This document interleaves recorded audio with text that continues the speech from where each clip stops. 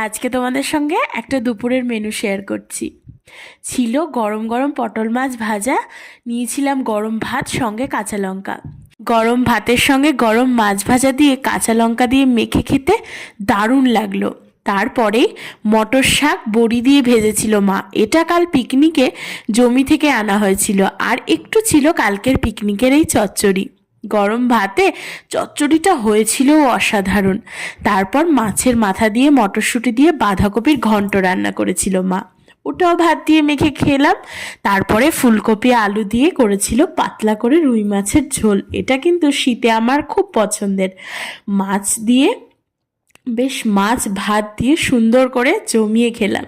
আর মাছ খাওয়ার পরে যদি থাকে একটু এরকম সুন্দর টমেটোর চাটনি আর সঙ্গে পাঁপড়, তাহলে তো জমে যাবে। আর মার হাতের চাটনিটা না দারুণ হয়। তারপরে আরও ছিল মিষ্টি দই।